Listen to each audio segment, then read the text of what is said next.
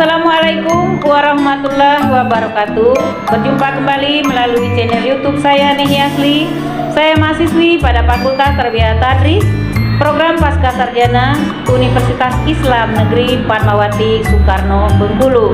Pada kesempatan kali ini saya akan mempresentasikan sebuah tema, bagaimana lingkungan sosial media dapat membentuk karakter Islami anak, sebagai tugas pada mata kuliah Sosiologi Pendidikan Islam.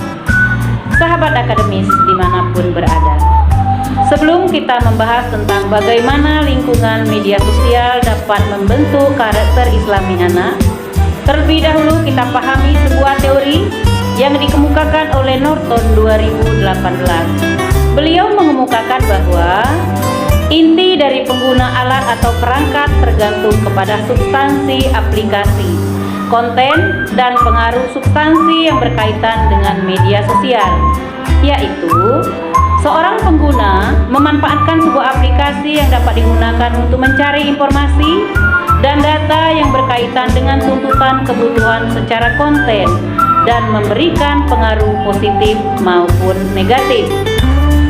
Berarti media sosial secara substansi ditentukan oleh pengguna aplikasi, penjaringan, konten, dan menghasilkan pengaruh yang mempunyai hubungan terhadap karakter seorang pengguna media sosial. Saat ini, aplikasi media sosial memiliki peranan dalam pembentukan karakter anak. Maka aplikasi tersebut harus disesuaikan dengan kebutuhan anak itu sendiri, seperti aplikasi yang dapat membantu proses belajar anak dan dapat meningkatkan pengetahuannya dan sosialisasinya. Berperan positif atau negatifnya media sosial terhadap karakter anak semua tergantung dari aplikasi yang dipilih anak itu sendiri.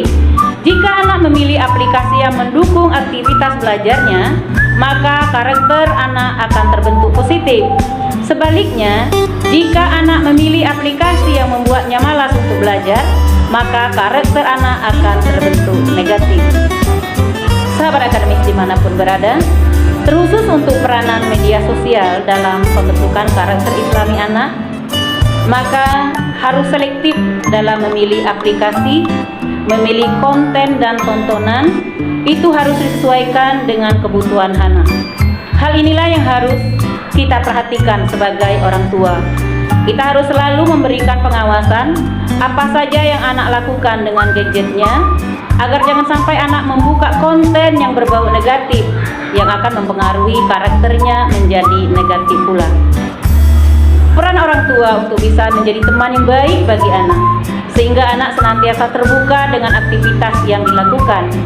Orang tua harus memberikan informasi mengenai konten media sosial yang bisa memberikan manfaat bagi anak dalam membentuk karakter Islaminya, seperti tontonan yang memperlihatkan tentang kisah-kisah anak yang soleh, yang seperti inilah yang bisa membentuk karakter Islami pada anak. Karena setiap anak di masa perkembangannya membutuhkan informasi atau data untuk menambah referensi pengetahuan dan wawasan tentang banyak hal yang berkaitan dengan kehidupan.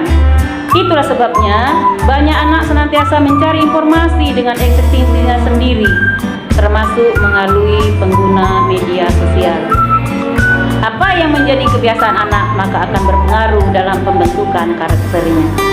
Sahabat akademis dimanapun berada, biasanya konten menyajikan informasi pendidikan dan pengajaran, serta kisah-kisah inspiratif dalam Islam. Itu yang akan memberi dampak positif bagi anak.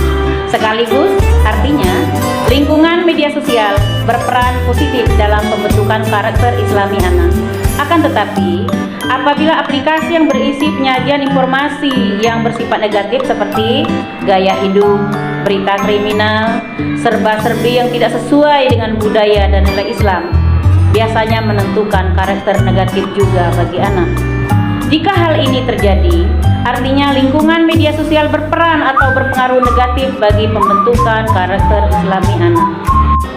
Dari apa yang saya sampaikan dapat kita simpulkan bahwa media sosial menjadi penting di era dewasa ini. Baik dan buruknya peranan sosial media dalam pembentukan karakter Islami anak itu tergantung dari aplikasi dan konten yang digunakan. harus mendampingi anak dalam menggunakan sosial medianya, agar sosial media dapat memberikan pengaruh positif dalam pembentukan karakter anak. Demikianlah, terima kasih. Mudah-mudahan apa yang saya sampaikan dapat menambah pengetahuan bagi kita semua, untuk orang tua dan anak-anak kita semua. Mohon maaf atas segala kekurangan. Wassalamualaikum warahmatullahi wabarakatuh.